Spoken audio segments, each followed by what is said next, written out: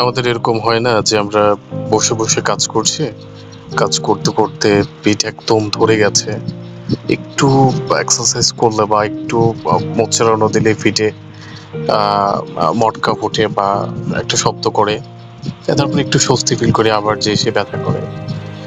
অনেক মায়েদের আছে যারা প্রচুর রান্নার কাজ করতে গিয়ে পিঠে প্রচুর পরিমাণে ধরা থাকে, ব্যথা করে, ওষুধ খাচ্ছেন যাচ্ছে না, গরম সেক দিচ্ছেন যাচ্ছে না, দীর্ঘমেয়াদী ব্যথা।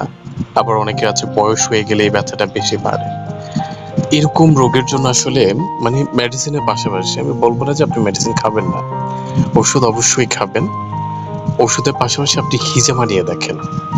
হিজামাটা এই রোগের জন্য অসম্ভব ভালো কাজ করে, যা বলে বোঝাতে পারবো না। হিজামা আমরা যখন হিজামার কাপগুলো যখন আপনার পিঠে বসাবো, আমি যদি একটু দেখাই ঠিক এভাবে হোক তিনি আমাদের বাবা, মা বা ভাই বা বোন, আপনার পিঠে যখন বসাবো পুরো কাপগুলো আপনার পিঠটার একটা প্রেশার ক্রিয়েট করবে, রক্ত সঞ্চালন চালু করে দেবে।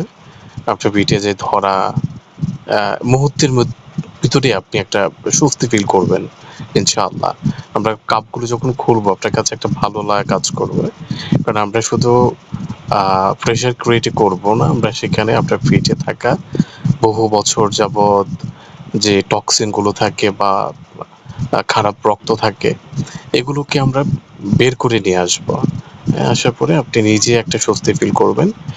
এরকম যাদের আছে আর কি পিঠ ধরা, পিঠে ব্যথা, কোমর ব্যথা, হাত নাড়াতে পারছেন না, প্রচন্ড পরিমাণে ধর অনুভব হয়, রাতে ঘুমালেই সকালে উঠে প্রচন্ড ব্যথা অনুভব করেন, আপনারা আপনাদের পাশে যদি কোনো হিজামা সেন্টার থাকে চলে যান, হিজামা নেন, হিজামা চিকিৎসাটা নেন।